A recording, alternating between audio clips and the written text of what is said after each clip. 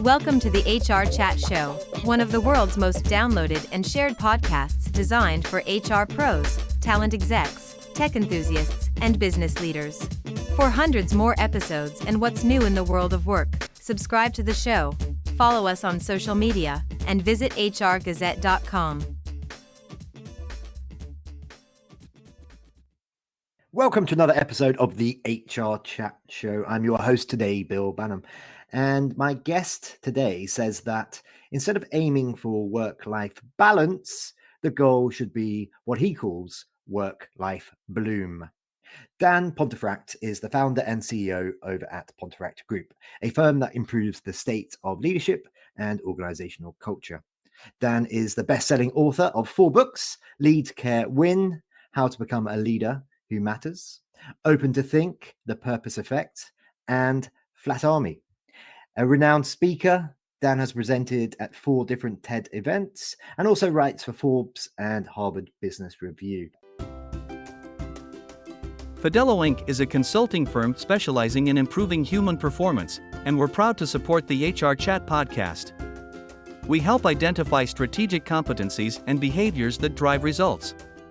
Our team offers an HR web software to manage systems, reports, and data for HR people that need the best insights to make the right decisions and achieve better results. Learn more at fidello.com. Hey, Dan, welcome to the show today. Bill, great to be here. Thanks for the invitation. It's my pleasure. It's my honor to have you on the show today. Beyond my wee introduction there, Dan, why don't you start by taking a minute or two and telling our listeners a bit more about yourself?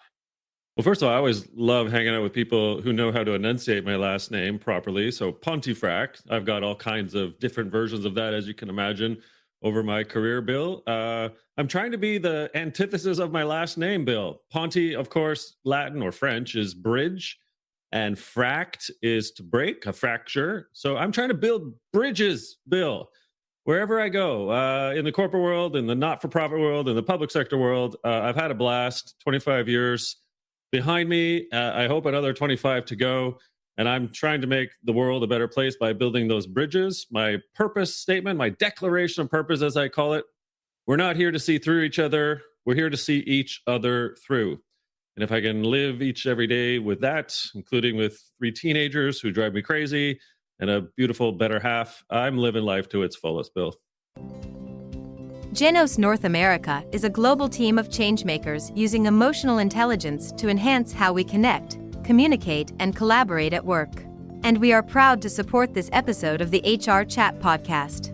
Transforming essential people skills at work makes a difference to people's relationships outside of the workplace.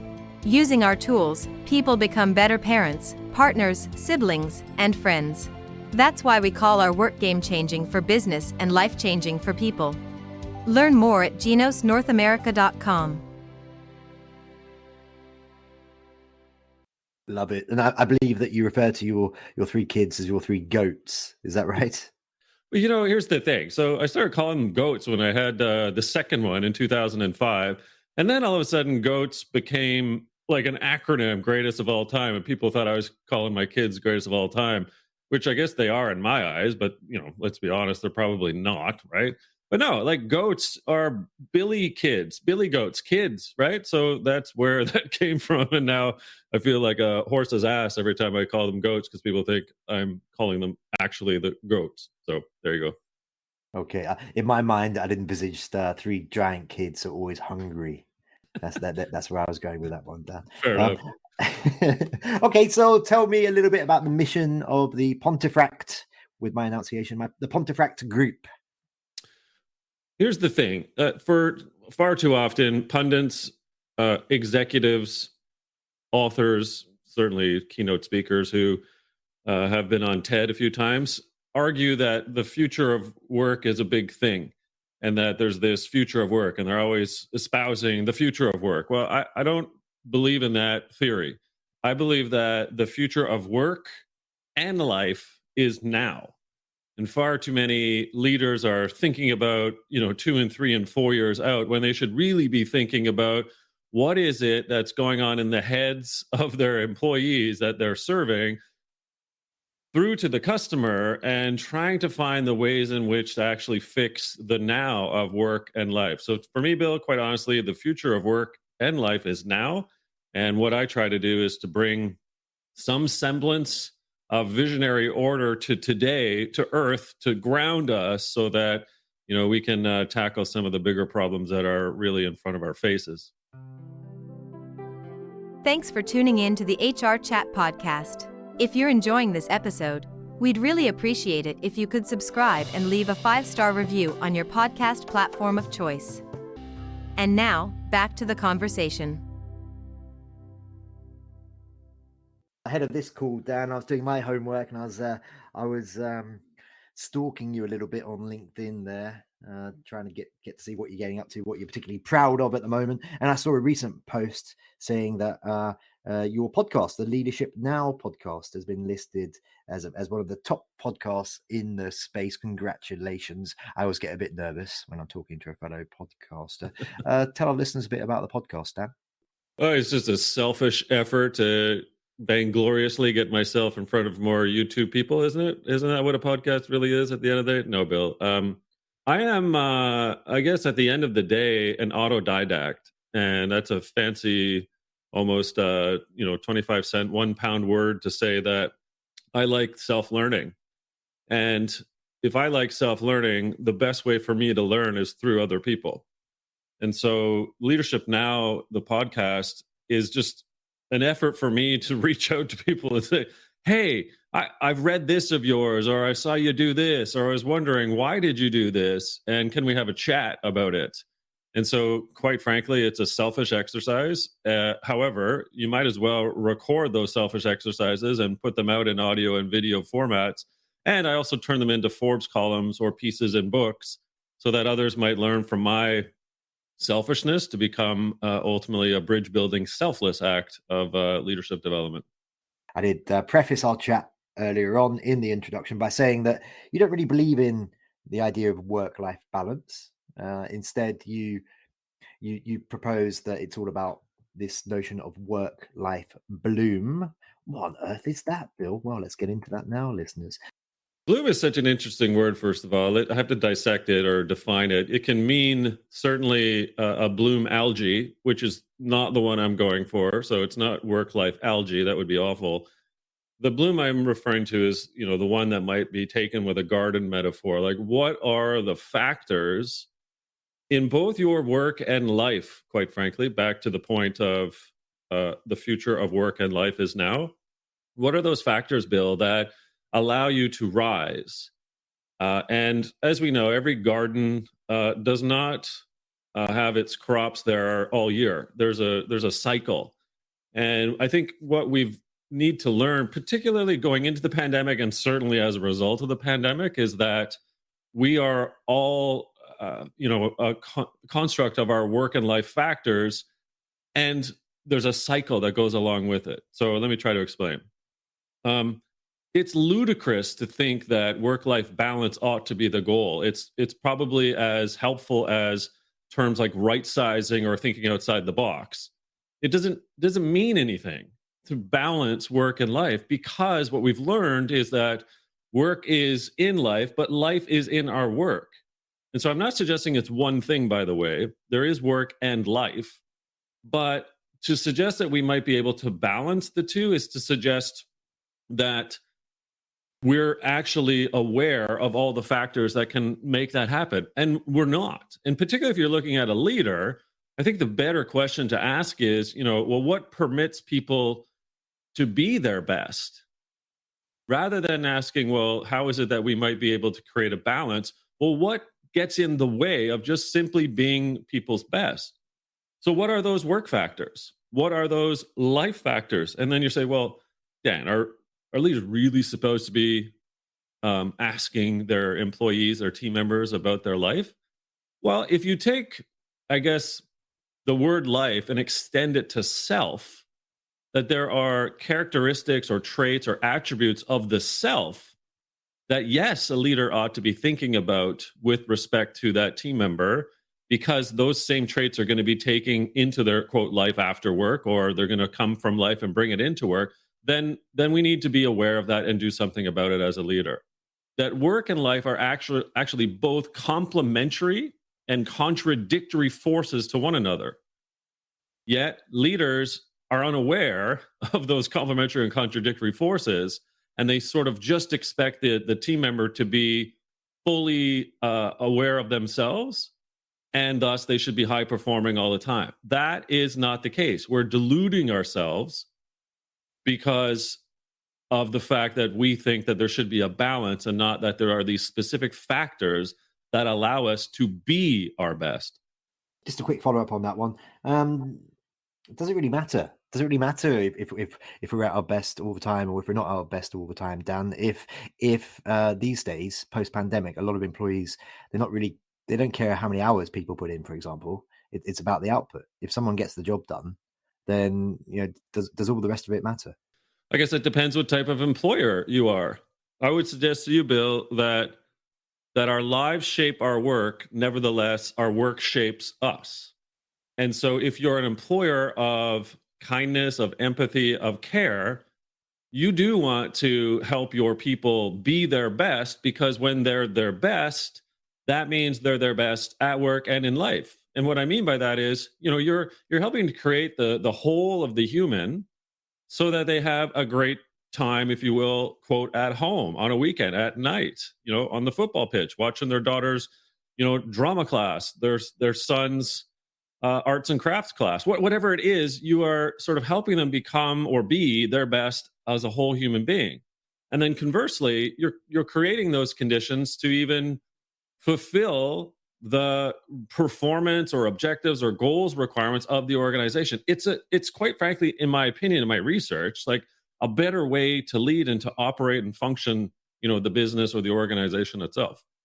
I guess in summary, it's, well, what type of leader do you want to be known as? What type of organization do you want to be known for? Output or input? I like that a lot. I wonder, in your career, have there been leaders that have inspired you to be your best at work, but also outside of work too? I've had both kinds. I've had the ones that are only worried about output, and I have ones that worry about the input so that the output can be a high performing output with care.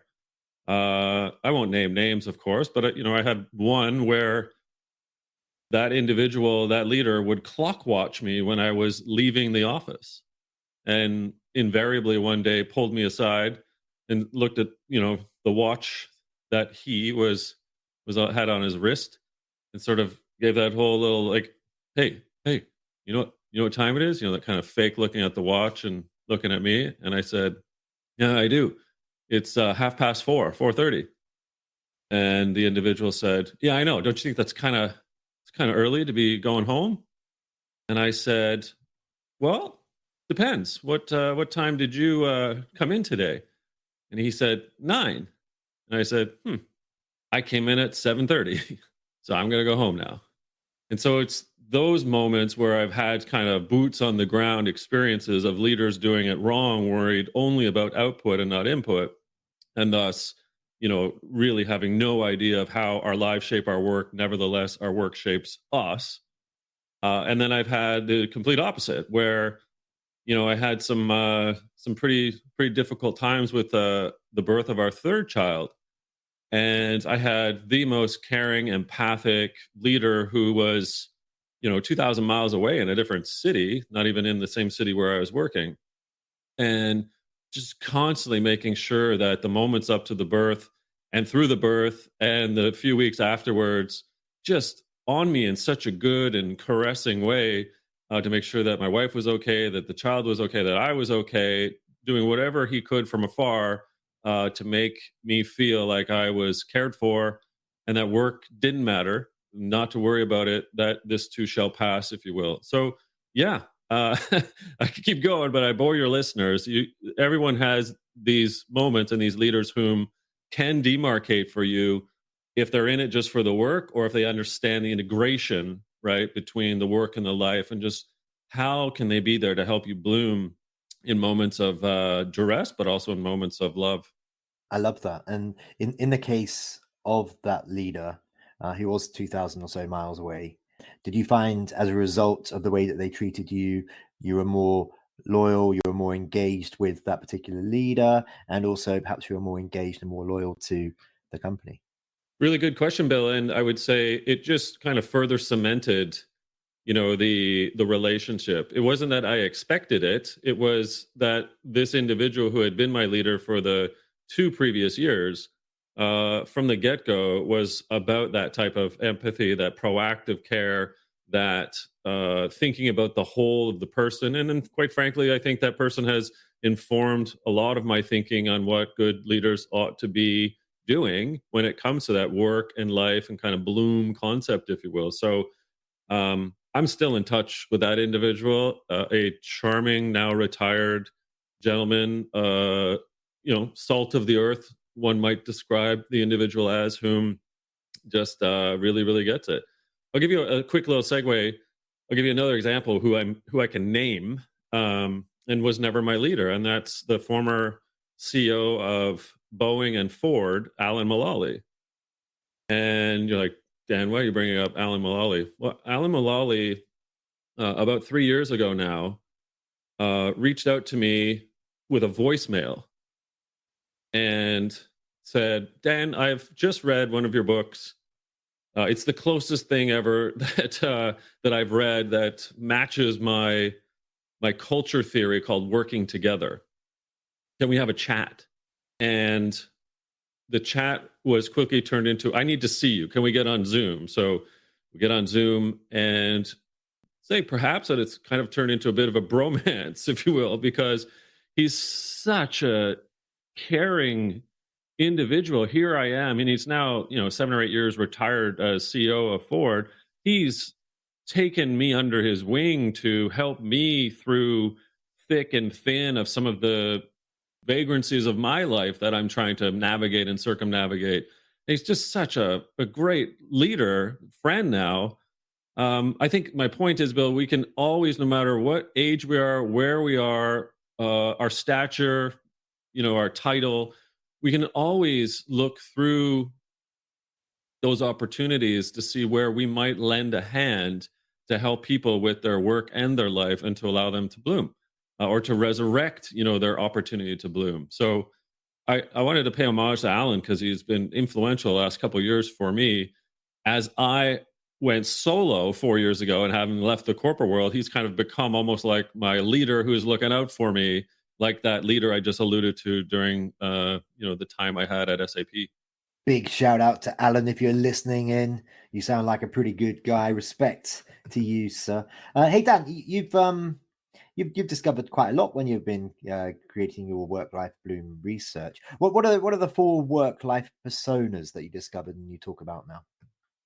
Yeah, well, so what I did, Bill, this time around, I got some really good advice from a Harvard Business Review editor who said, Dan, your books are pretty good. 2 of the 3 things are really good. 1, you tell really good stories. 2, you have really good models and techniques and tactics. But 3, the thing you're missing is really good primary research. Yes, you do have some interviews, but can you quantify and qualify, your models and your stories? I was like, okay, I need to go do this. So in 2022, I spent pretty much the predominant portion, of the year, and conducted primary research across the world. So I have 220 odd individual one-on-one interviews, but I also have just over 10,000 responses from a global survey of 11 different countries, where I asked the questions, what basically makes you bloom? And if these were to come together, how many people are, quote, blooming?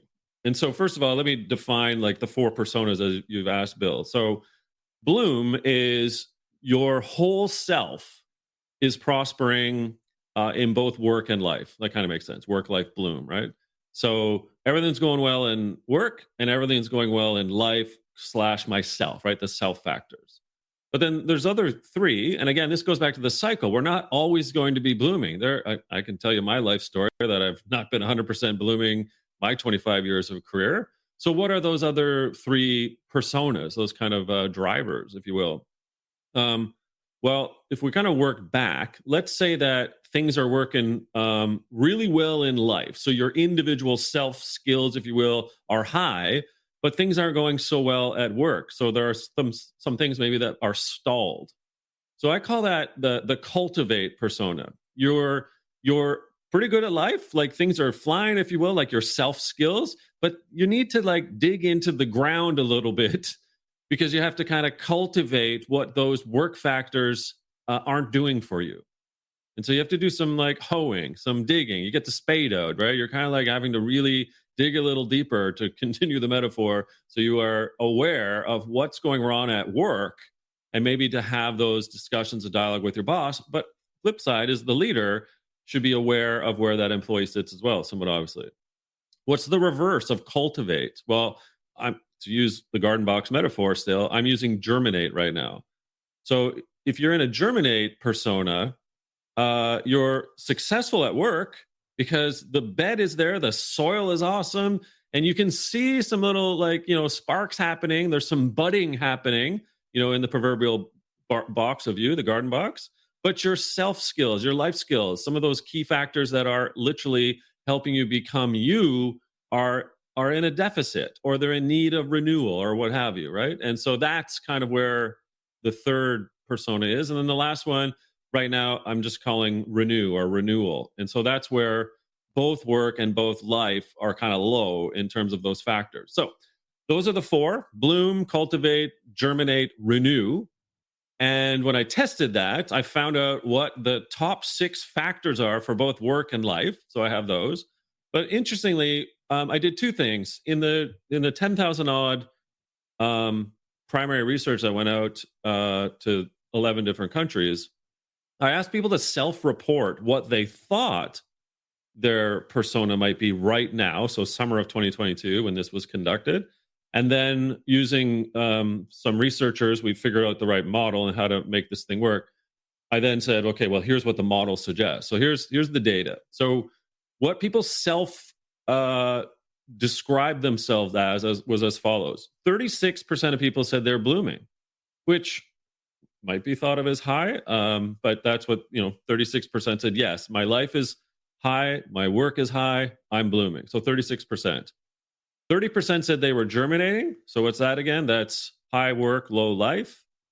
19% said they were cultivating. So again, that's high life, low work. And 16% said they were in renewal. So that was, again, low life, low work. What the model suggested after we figured out what the factors were was quite interesting. So blooming actually increased to 41%. So 41% of all team members and leaders, so both were asked, 41% said that they were blooming. Slightly higher for leaders, slightly lower for non-leaders. So it's about 47% for leaders and about 35% for non-leaders, just to be clear. So we did demarcate. But then things got really interesting. The germinate and cultivate stages. So again, the flip of high, low life, high, low, or high work, sorry. 13% germinate, 9% cultivate, but renew jumped to 37%, Bill, meaning 37% of the team members, leaders and non-leaders, feel that their work factors are low, their self or life factors are low, and so they're in a stage of renewal. I've found this just to be fascinating. And then, maybe we can talk about what are those actual work and life factors. I'd absolutely love to do that, but we're out of time for today. So we're going to have to take that to another chat, Dan. And that just leaves me to say for today, Dan, thank you very much for being my guest on this episode of the HR Chat Show. Bill, my sincere pleasure. Look forward to round 2 of this and getting into the next stages of work-life bloom. Thank you. And listeners, as always, until next time, happy working. Thanks for listening to the HR Chat Show. If you enjoyed this episode, why not subscribe and listen to some of the hundreds of episodes published by HR Gazette? And remember, for what's new in the world of work, subscribe to the show, follow us on social media, and visit hrgazette.com.